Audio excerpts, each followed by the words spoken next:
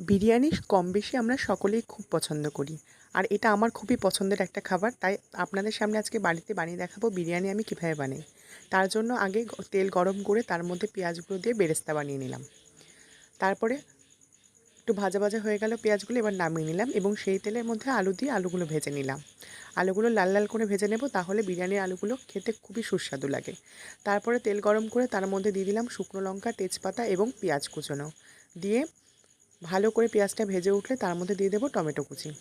আগে মাংসটা আমি বানিয়ে নেব, তারপরে সেটা দিয়ে বিরিয়ানি তৈরি করে তোমাদের দেখাবো। তার মধ্যে দিয়ে দিলাম আদা বাটা, রসুন বাটা, জিরে বাটা এবং কাঁচা লঙ্কা বাটা দিয়ে মশলাটাকে ভালো করে সামান্য জল দিয়ে ভালো করে কষিয়ে নেব।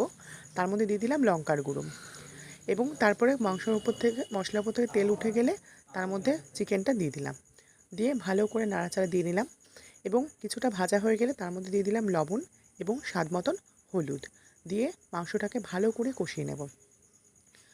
যখন দেখব হালকা হালকা তেল উঠে গেছে তখন মাংসটাকে ঢাকা দিয়ে রাখবো এবং 10 মিনিটের মতো সেদ্ধ করে নেব। তারপর ঢাকনা খুলে এর মধ্যে আলু দিয়ে ভালো করে কষিয়ে নেব এবং ঢাকা চাপা দিয়ে দিয়ে আস্তে আস্তে ধিমে আঁচে মাংসটাকে কষিয়ে রান্না করে নেব। আমি এক্সট্রা কোনো জল ইউজ করিনি, আপনারা চাইলে সামান্য জল দিয়ে করতে পারেন। এবার মাংসটা কষানো হয়ে গেল।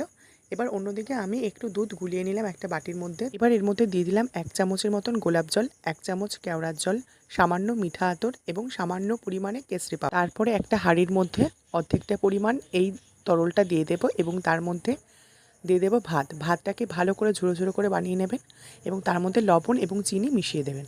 ভাতটা কিছুটা দেওয়ার পরে তার উপরে দিয়ে দিলাম কষানো চিকেনটা এবং আবার কটা ভাত দিয়ে দিলাম।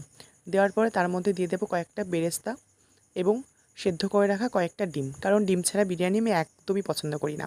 দেওয়ার পরে ওপর থেকে আবার বেরেস্তা ছড়িয়ে দিলাম এবং কিছুটা তরল আমি যেটা রেখে দিয়েছিলাম সেটা আবার দিয়ে দিলাম। আবার কিছুটা ভাত দিয়ে লেয়ার তৈরি করে নিলাম এবং সবার উপরে দিয়ে দিলাম কিছুটা পরিমাণ বেরেস্তা এবং সেই লিকুইডটা এবং দিয়ে দিলাম ঘি। এবার ভালো করে ঢাকনা দিয়ে এটাকে আমি 15 থেকে 20 মিনিটের জন্য একটা তাওয়ার উপরে দম দিয়ে নিলাম। তাহলেই রেডি হয়ে গেল আমাদের সবার পছন্দের বিরিয়ানি। বাড়িতে বানিয়ে দেখবেন, খুবই সুস্বাদু লাগবে, সবাই খুব পছন্দ করবে। দারুণ